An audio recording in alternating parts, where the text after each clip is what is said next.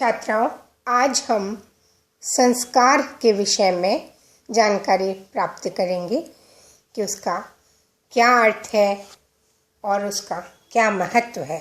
इसके विषय में सामान्य जानकारी प्राप्त करेंगे।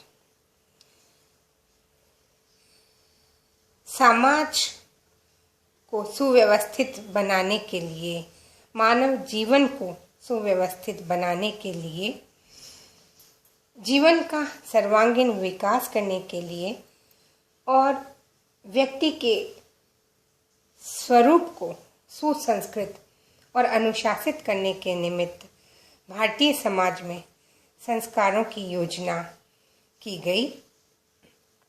प्राचीन काल से ही भारतीय समाज में संस्कारों का महत्वपूर्ण स्थान रहा है।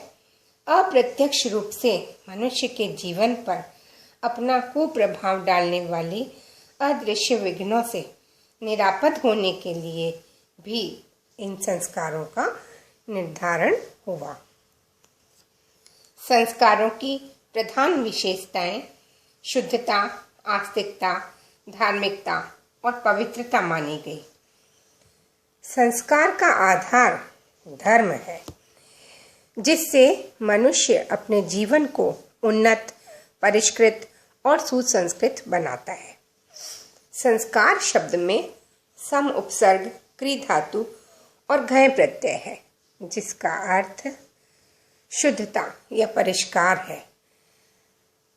मानव जीवन संस्कार से ही शुद्ध होता है।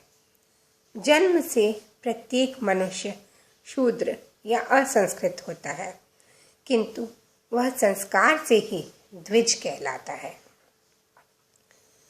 जन्मना जायते शूद्रः संस्कारात् द्विज उच्यते। इससे प्राणी मणि की तरह दैदीप्यमान हो जाता है। उसका शारीरिक, मानसिक, बौद्धिक, वैयक्तिक, सामाजिक और धार्मिक जीवन भी उन्नत हो जाता है। प्राचीन भारत में संस्कार का आधार धर्म था और यह विचार व्यापक था कि संस्कारों द्वारा मनुष्य जीवन को उन्नत बनाकर अपना आध्यात्मिक विकास करता है। जीवन को सुखमय बनाने के लिए, देवताओं को प्रसन्न करने के लिए विभिन्न संस्कारों की प्रतिष्ठा की गई। ये व्यक्ति के जीवन में संस्कार इस प्रकार छाए रहते हैं कि व्यक्ति का जीवन संस्कारों का ही दूसरा रूप माना जाता है। दूसरे शब्दों में हम कह सकते हैं कि मनुष्य का जीवन संस्कारों से परिचालित है। मनुष्य का संपूर्ण जीवन संस्कारों से परिपूर्ण है। जन्म से मृत्यु पर्यंत समूचा जीवन विभिन्न संस्कारों से शुद्ध और पवित्र होता रहा है। इनका संपादन शरीर और आत्मा दोनों को ही परिष्कृत करता है। जीवन को विविध बाधाओं से दूर रखना संस्कारों के मूल में रहा है। इनके करने में हवन और अग्नि के उपयोग की प्रधानता रही है।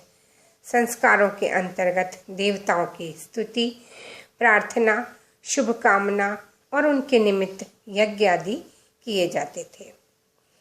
शुभ की प्राप्ति और अमंगल के निवारणार्थ जल से अभिषेचन करते हुए पूजा की जाती थी।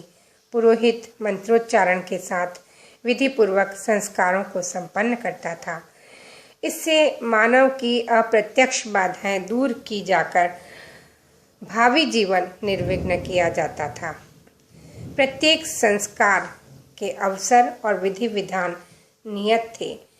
जीवन के प्रत्येक महत्वपूर्ण अवसर पर इनका संपादन किया जाता था और संस्कारों के द्वारा जीवन को योग्य और व्यवस्थित स्वरूप प्राप्त होता था।